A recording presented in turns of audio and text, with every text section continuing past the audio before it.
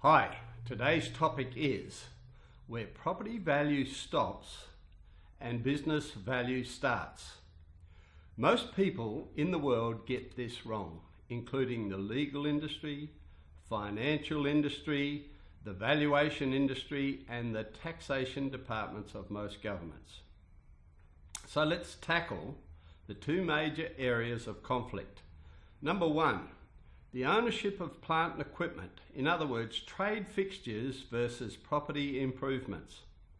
Ownership of plant and equipment. Most tenants, when entering into a new lease, expend a large sum of money on fit out. In fact, it can run into the thousands, if not millions. This is where the first misconception plays its hand. Who paid for the upgrade of the property? The tenant. Who owns the upgrade? The tenant.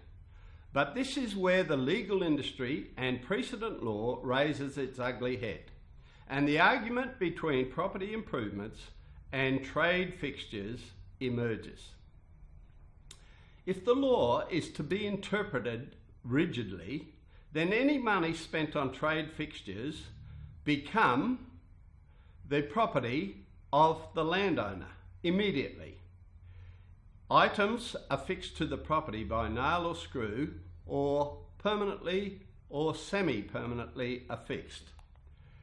Now, banks should be horrified at this sort, as well they are, and they seek to secure security from landlords, i.e. non-bank customers, all the time.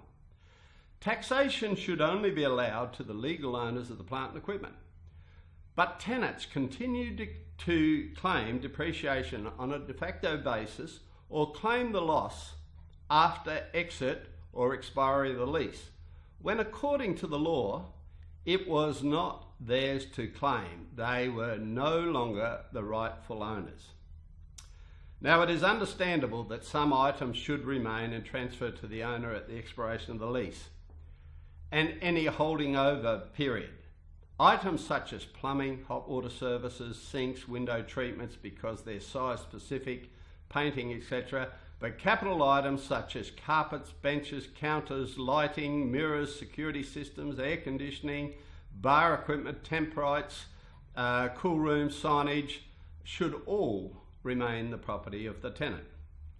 Valuers should seek to establish what the condition of the premises was at the origin of the lease, and a pretty well noted case is AMP versus BHP 1986, the Collins Street building. There is of course an easy way to fix or remedy this impasse. Negotiate better leases to prevent many differing legal, financial and taxation views from clouding your future. Then there is a new dimension that has split the valuation community into many parts. So let's consider the situation below. We have two businesses.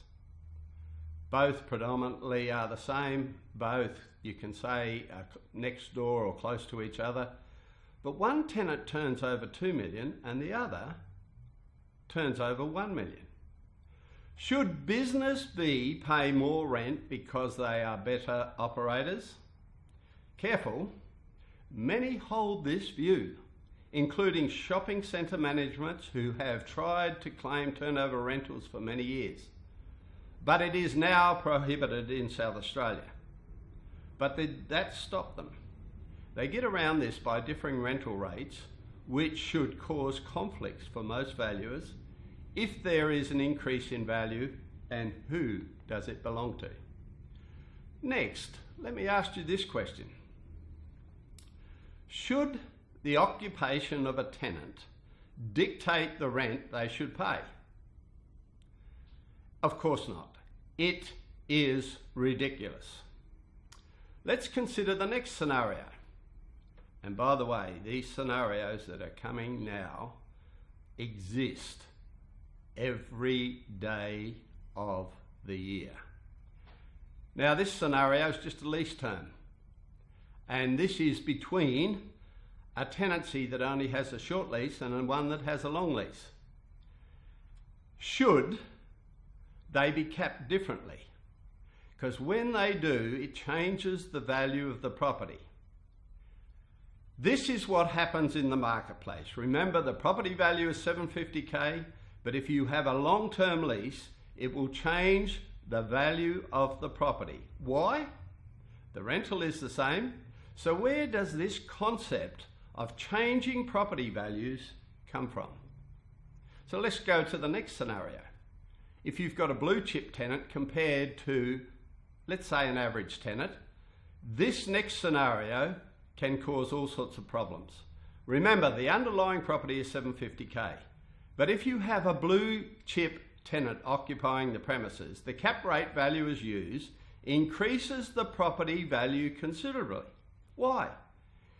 If the tenant goes, what goes with it? The next one, liquor licenses. Next, we have a deli compared to a cafe that has a license. Now, within this scenario, the underlying properties are the same, but rental rates vary based on what tenants do. Is this fair? No. And they further compound their valuations by applying lower cap rates. So all of a sudden, the property value goes to 1.5 million. What happens if the tenant goes for whatever reason? The increased property value goes with it. Again, I refer you to market value and market rental rates. And there is a case study, and I hope I can fit it in, but nevertheless, it's in the book. Always consider the substitution effect. Some leases are not worth the paper they are written on. Next scenario, we have a gaming and a liquor license premises. One is just a pub, and the other has a liquor license and a gaming license. Okay, so let's now deal with a complex scenario. We will consider property values, specialty properties compared to adapted buildings. Liquor license and now gaming licenses, who owns the poker machines when installed into the premises? Remember what I said before? If they are held by a nail or screw, they become the property of the owner. It seems ludicrous. It will be best to examine a real life scenario to show you how someone got it wrong.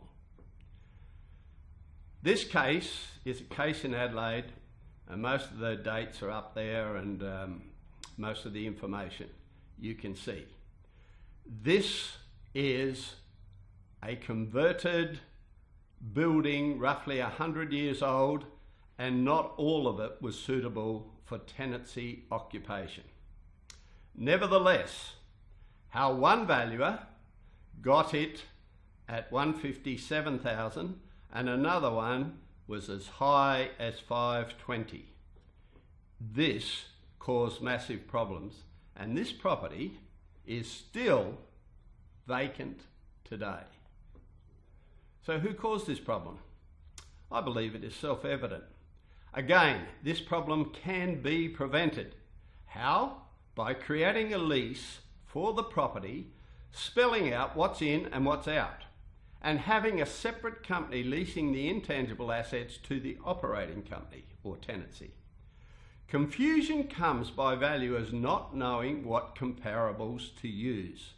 Specialty buildings such as hotels or single-use property throw doubt on what belongs to the property and what belongs to the tenant. Commercial properties converted into semi-specialty properties should be compared to other commercial properties within close proximity. Then, of course, valuers should establish who owns the tangible assets and who owns the intangible assets, such as licenses. They may be used in the property and can be transferred to other properties, but they are not attached to the property or building, even though the license may be tied to a premises. Imagine how twisted this matter would have become if they applied the law to the ownership of poker machines. Valuers should understand who owns what. They should have a clear understanding of property value without the tenant and with the tenant.